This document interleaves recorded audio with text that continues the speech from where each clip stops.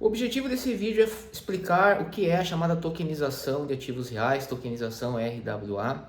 Mas para a gente conseguir entender o que é a tokenização RWA, a gente vai ter que passar por uma série de questões que envolvem direito, economia, tecnologia, especificamente paradigmas regulatórios, um assunto bem jurídico. O que é legal disso? Que a gente vai basicamente explicar por que aquilo que tem sido chamado de tokenização, que acontece sob regulação da CVM, com base na resolução 88, resolução do crowdfunding, não se trata de tokenização. Vamos entender porque aquilo é uma mera digitalização. Só que para isso a gente vai entender muita coisa interessante. A gente vai entender basicamente questões aí paralelas como o que de fato é o Bitcoin, por que o Bitcoin tem tamanha relevância hoje, por que o Banco Central está fazendo um projeto como a Drex, por que o mundo todo fala sobre smart contracts, fala sobre blockchain. Vamos entender um pouco o que está por trás de todos esses conceitos. Então vai ser bem interessante. Eu vou procurar ser o mais didático possível, mas é importante deixar bem claro que é um tema que não é para qualquer pessoa. Uma pessoa que de fato tenha interesse, você deve ter interesse em entender questões relacionadas a direito, economia e tecnologia. Do contrário, você só vai perder tempo e não vai entender absolutamente nada que eu vou estar falando aqui. Vou procurar ser o mais didático possível, ok? Mas, vamos lá, sem mais delongas, vamos ao ponto. Bem, primeiro, para a gente entender todo esse fenômeno que está acontecendo hoje, não importa se é Bitcoin, se é tokenização, a gente precisa partir do estudo do nosso sistema capitalista. A gente precisa entender que o nosso sistema capitalista está passando já, ao longo dos anos, por uma transformação. O nome dessa transformação varia a depender do sociólogo. Um sociólogo como Ulrich Beck, por exemplo, diz que nós estamos saindo da sociedade industrial para uma sociedade do risco. Já o criador do Fórum Econômico Mundial, Klaus Schwab, ele fala da sociedade pós-industrial. Não importa o nome que você venha a dar para isso, mas nós estamos vendo aquilo que já o economista Schumpeter já falava da chamada criação destrutiva do sistema capitalista. Um sistema que está baseado nessa criação relacionada à destruição. Ou seja, nós estamos sempre em um movimento de transformação, certo? Bem, o capitalismo, ele sempre esteve baseado em algo que nós, advogados, conhecemos muito, que são os contratos. O contrato é a base do nosso sistema. Tudo são contratos. É a lei e o contrato. Não existe sistema capitalista que não esteja baseado em um sistema jurídico. Bem, o que esses sociólogos eles perceberam? Isso é uma unanimidade. Nós não temos como admitir mais o sistema regulatório atual, que é um sistema que age ex post. O que significa isso? Ele age depois que o fato já aconteceu. Então, por exemplo, a ideia do nosso sistema, o nosso modelo regulatório é: o sujeito viola o contrato, eu entro com uma ação de execução para tentar reaver o prejuízo. Qualquer área é assim, não importa, o direito criminal, o sujeito foi lá, matou alguém, ele vai ser submetido lá a um julgamento, etc. Mas o sujeito morreu e o contrato foi violado. Esse modelo acabou. De acordo com esses sociólogos, ele não é mais aceitável. Eu preciso desenvolver ferramentas que impeçam o quê? A própria violação da norma. Ou seja, nós temos que passar de um direito ex post para um direito ex ante, onde basicamente a regulação é by design. A violação da norma é inadmissível. Essa é a ideia que norteia hoje o sistema capitalista. Bem, onde eu tenho uma ferramenta, por exemplo, que foi criada com a ideia de evitar a inadimplência contratual. Qual que é a única ferramenta que existe hoje no mundo? Uma ferramenta chamada de Smart Contract. Smart Contracts foram criados com o objetivo de evitar a inadimplência contratual. Esse é o principal objetivo. Já vamos linkar isso com tokenização, mas já digo aqui, todo token ele é criado por meio de um Smart Contract. Todo, até aquele que o Banco Central hoje chama de Drex. A Drex é um projeto do Banco Central que, em uma de suas faces, envolve a tokenização da moeda escritural, moeda que é utilizada, né, em sua maior parte nas transações. Registros digitais nos bancos deverão ser tokenizados e com isso nós temos o quê? Nós podemos ter o controle do uso do dinheiro. Como que eu evito a inadimplência quando a gente fala em smart contracts? Programando o uso do dinheiro. Em síntese é isso, dos tokens. E caso eles representarem dinheiro, é o uso do dinheiro. Se representarem outros bens, é o uso desses bens. Como tudo está programado, eu saio da esfera de atuação do sujeito, que pode violar a norma e viola no sistema tradicional, e passo para o âmbito do código, que não viola a norma, certo? Bem, então isso é muito importante. Quando nós temos, e agora você vai entender um pouco, lá no Bitcoin, que tudo isso começa com o Bitcoin. O Bitcoin, na introdução, ele fala basicamente isso que eu acabei de falar para vocês. Ele diz que o comércio eletrônico hoje, ele está baseado em um sistema que permite a inadimplência e onde as transações elas são reversíveis. O que é transação? Por que as transações são reversíveis? Transações reversíveis significam transações que de fato estão sendo inadimplidas, porque quando a transação ela é irreversível, ela não é inadimplida. Eu programei aquela transação e não posso mais voltar atrás. Então isso gera todo um problema que é analisado na introdução do white paper do Bitcoin, mas é analisado muito antes já pelo Nick Szabo, que é o problema que quando as transações são reversíveis, as instituições financeiras que fazem o processamento dos pagamentos, elas precisam, isso traz um custo para a operação, e elas precisam inserir esse custo e direcionar isso para quem? Para o usuário. Esse custo da reversibilidade das transações faz com que eu tenha a impossibilidade de realização de micropagamentos no comércio eletrônico. Então, o que eu precisaria? Transações irreversíveis, ou seja, transações baseadas na impossibilidade da inadimplência, reguladas ex ante, de modo a eliminar o custo de transação, tornando-se impossível os micropagamentos. E isso é criado em um sistema global que vocês conhecem chamado Bitcoin, que conecta as partes de forma direta, eliminando o quê? O terceiro, o intermediário, que traz uma série de riscos para a operação. Vocês devem ter visto agora, no caso do Banco Central do Brasil, aqui onde nós tivemos um problema, que não é de código, mas um problema humano, é um intermediário atuando. Isso mostra e aponta uma falha do sistema capitalista que não deve existir, certo? E os teóricos, né, cientistas estão desenvolvendo ferramentas, independente da área, que nós estamos falando da economia, estamos falando da teoria contratual, mas pode saber que tem sido desenvolvidas isso em outros setores, de modo a você ter um controle de tudo ex ante, um controle preventivo, prevenção, certo? Qualquer pessoa leiga sabe a diferença entre você prevenir e não é melhor prevenir do que remediar, né? No jargão popular, é exatamente isso que nós estamos falando aqui. Certo? Então, e agora qual que é o link então com a tokenização? É que a tokenização, quando ela está baseada em smart contracts, ela é criada o quê? Justamente para evitar ou para diminuir riscos da operação, principalmente o risco de inadimplência. Mas não é claro que quando eu elimino, eu consigo automatizar as transações, eu acabo trazendo uma série de outros benefícios. Por exemplo, no âmbito das finanças descentralizadas, a Uniswap conseguiu eliminar o agente custodiante da operação. Então ali é um protocolo de finanças descentralizadas que já movimentou mais do que o PIB do Brasil, da Austrália, trilhões de dólares, mais de 3 trilhões de dólares, para vocês terem uma ideia. O que eles fizeram? Por meio da programação de smart contracts, você automatiza o processo de transferência entre as partes e eu não tenho mais uma figura de um terceiro fazendo a custódia dos recursos. Não tem algum servidor, por exemplo, ali controlado por um sujeito.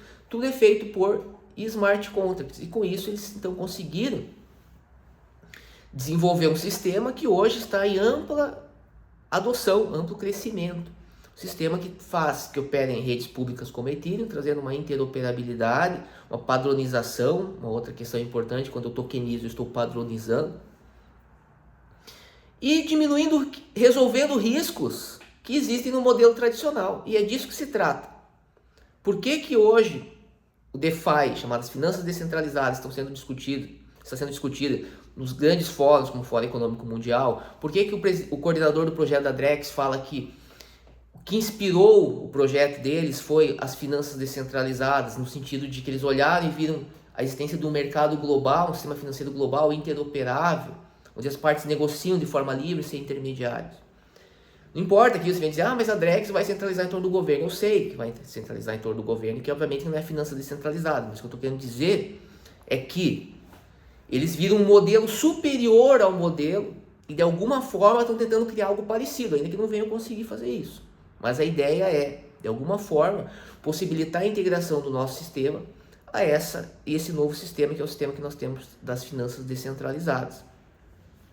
Por quê? Porque sempre que se eu continuar tendo os mesmos problemas regulatórios que eu tenho hoje, significa que eu não estou utilizando essa tecnologia de forma adequada. Espero que isso esteja claro. Só faz sentido eu utilizar smart contracts e blockchain se eu conseguir eliminar algum tipo de risco que justifique hoje a regulação. Se eu estiver utilizando smart contracts, tokenização, blockchain, seja lá o que for, e continuar operando sobre o mesmo arcabouço regulatório, significa que ou eu estou utilizando normas de forma desnecessária, porque eu eliminei o risco que serve de suporte fático para a regulação, ou eu não estou efetivamente tokenizando, que é justamente agora o que acontece no âmbito da resolução da CVM. Por quê? Porque ali o que eu tenho? Eu tenho uma criação de tokens, posso até estar utilizando smart contracts, posso até estar utilizando blockchain, mas eu não consegui eliminar nenhum risco, de modo que a CVM diga o seguinte: antes nós tínhamos uma norma X, agora não precisamos mais dessa norma, porque você com sua tecnologia provou que você conseguiu eliminar o risco que servia de suporte fático para a nossa norma. E quando a CVM não fala isso e não elimina a norma, isso significa que eu não estou tendo tokenização, eu não estou tendo qualquer espécie de ganho efetivo. Que tipo de ganho? O ganho que advém do uso correto da tecnologia, especificamente, não apenas diminuição de custos de transação, mas, por exemplo, a eliminação do risco. Falei do risco da inadimplência, um dos tipos de risco, só que veja, é um risco fundamental. O que é o risco? O risco nós sabemos, nossos estudos de finanças, que é a medida da incerteza. E é um dos fatores que indicam e explicam a taxa de juros. Porque se eu não tiver risco de inadimplência, obviamente eu não vou cobrar a mesma taxa de juros que eu cobraria. Então, se eu elimino o risco, eu trago o quê? O que é risco? O que significa eu ter um contrato que é impossível de violar? Significa segurança jurídica. Esse é um dos elementos mais importantes do sistema capitalista, segurança jurídica. Ninguém quer investir em um país que não tenha segurança jurídica. E no caso da tokenização, ela busca oferecer a segurança jurídica por meio dos códigos dos smart contracts. Certo? Então, eu espero que tenha ficado claro que o que nós estamos trabalhando aqui, quando nós falamos em criptomoedas, nós não estamos falando de um ativo especulativo. Não, as pessoas elas especulam porque elas podem especular sobre o que elas quiserem. Mas quando nós vamos analisar do ponto de vista da criação tecnológica, nós estamos falando de uma proposta de solução para problemas do sistema capitalista. Ou seja, uma proposta de regulação by design, ex ante, para algo que está baseado em uma regulação ex post. Eu estou falando, quando eu falo do Bitcoin, eu estou falando na proposta de um sistema que trabalha com base na prevenção, que impossibilita a reversibilidade das transações. É disso que se trata. No Bitcoin também nós temos smart contracts regulando as transações, ainda que não sejam os mesmos smart contracts da Ethereum, são os mesmos smart contracts do Nix-Szabo. Também temos lá opcodes operando sobre valores segundo a lógica da notação polonesa reversa. Então, é disso que se trata efetivamente. A tecnologia ela tem um propósito. Quando nós falamos em tecnologia de tokenização, de smart contracts, de criptomoeda, nós temos como objetivo ter a chamada regulação by design. Por isso que eu insisto tanto e falo que se nós temos a tecnologia aplicável e utilizada de forma correta, nós não precisamos de regulação. Não é porque eu sou adepto do anarcocapitalismo, por exemplo, que visa acabar com o Estado. Não é uma questão de opinião do que eu acho mais bonito. Não, eu estou apenas descrevendo o funcionamento da tecnologia. A tecnologia foi criada para isso. Agora, se você acha que isso não é possível de ser feito, aí é uma outra questão, ok? Se você acha que o Estado sempre vai precisar estar regulando da mesma forma como ele já faz hoje, então, tecnicamente, você não precisa de criptomoeda e você não precisa de tokenização. A verdade nua e crua é essa, ok? Essa tecnologia ela só serve, só tem alguma utilidade prática se ela for passível de ser utilizada para eliminar riscos que justificam a regulação tradicional. Por quê? Porque eu acabei de falar lá atrás que nós estamos aqui com um sistema baseado na regulação ex post e eu preciso ter ferramentas agora, o capitalismo precisa, é por isso que esses instrumentos são discutidos no Fórum Econômico Mundial, precisa de instrumentos capazes de regular as atividades ex ante. É o que acontece, por exemplo, quando nós falamos de stablecoins como a Tether, eu tenho funções ali que eu consigo bloquear recursos. Se eu identifico que aqueles recursos eles estão sendo utilizados para operações ilícitas, eu consigo, por meio de um simples comando, bloquear aqueles recursos ali. Certo? Em síntese é isso. Talvez a única coisa que faltou dizer aqui é que essa regulação ex ante, ela propositadamente ela deve ter algumas brechas para favorecer aqueles que de fato têm o controle do capital. Isso de fato existe, mas é algo extremamente complexo para você conseguir descobrir brechas nesse sistema, ok? Porque se você for utilizar criptomoedas, por exemplo, por meio de corretoras centralizadas, utilizar aí sem ferramentas adequadas, você vai estar sujeito a esse controle total, ok? A blockchain é um dos principais instrumentos de controle social aí que já foram criados. Então, para que você consiga eventualmente explorar algumas brechas, você precisa ter alguns conhecimentos avançados no âmbito tecnológico. Como, por exemplo, nós ensinamos no nosso curso sobre bots para o mercado das finanças descentralizadas. Um assunto extremamente complexo, né, mas que dá uma liberdade para que você possa fazer as interações de forma direta com os smart contracts, criar ferramentas de anonimização, etc. Mas não é o que qualquer pessoa vai conseguir aprender. É algo muito específico. Isso, obviamente, tem, e aí eu posso fazer uma analogia. Da mesma forma que hoje nós temos os sistemas hoje regulando a economia, mas nós temos lá os paraísos fiscais, okay, que são utilizados pelos grandes grupos econômicos. Nesse novo sistema das finanças descentralizadas, nós teremos lá o âmbito das corretoras centralizadas, mas continuaremos tendo o DeFi como um novo paraíso fiscal, só que agora de caráter descentralizado, que traz mais benefícios do que os paraísos fiscais tradicionais, só que só vai poder ser explorado por aqueles que de fato tenham as ferramentas e o dinheiro suficiente. Porque não é fácil você criar, por exemplo, uma operação de proteção patrimonial no DeFi sem conhecimentos técnicos. Não dá. Tá? Então, assim, apenas essa que é a questão. Mas fora isso, nós estamos sim diante de uma tecnologia de controle, uma tecnologia voltada a impedir a violação da norma. A lógica é essa. Se a norma pode ser violada, então o sistema não está funcionando como deveria. Consegue perceber isso? Que se eu desenvolvo uma tecnologia para um propósito e eu começo a observar falhas como essa, eu preciso melhorar a tecnologia? É assim que as coisas funcionam. Então, se hoje eu tenho lá uma falha em determinado protocolo de finanças descentralizada, que não traz essa segurança que eu estou falando aqui, essa falha precisa ser corrigida. Mas essa falha precisa ser corrigida no próprio código, porque se eu for inserir a regulação para tentar resolver esse problema, aí não faz diferença nenhuma, ok? Não faz diferença em relação àquilo que a tecnologia propõe, ok? A tecnologia propõe uma nova ferramenta. Pense assim, eu sou o dono do sistema capitalista, ok? Eu estou insatisfeito com o modelo atual, onde as pessoas conseguem violar as normas e eu quero uma solução onde isso não possa acontecer. O que eu espero de você, se você for meu funcionário, se for funcionário do sistema capitalista, é que você desenvolva ferramentas que impeçam isso. Se eu percebo que a tua ferramenta, de alguma forma, não está alcançando o seu objetivo, e eu tenho que contar com o regulador que eu não quero mais, eu quero mandar embora esse regulador, porque ele está me trazendo muito custo, você vai ter que refazer o teu trabalho. Essa que é a lógica que eu quero trazer para vocês. E eu espero que vocês tenham compreendido, então, por que eu falo que a tokenização...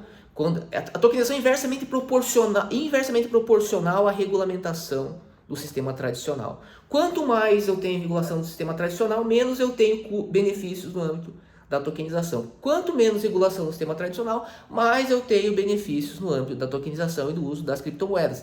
Essa que é a lógica. Se eu estou fazendo tokenização no âmbito da resolução 88 da CVM, estou submetido aos mesmos critérios regulatórios porque o regulador não viu você utilizando aquela tecnologia para justificar e chegar e falar assim, ó, vamos eliminar essa norma, então nós não temos tokenização. Espero que tenha ficado bem claro.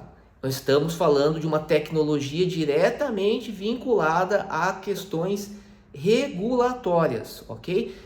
E como o direito está relacionado à economia, o sistema econômico depende do direito, que está baseado em contratos, é óbvio que, na medida que eu resolvo esse problema regulatório, eu tenho também benefícios econômicos. Espero que tenha ficado claro.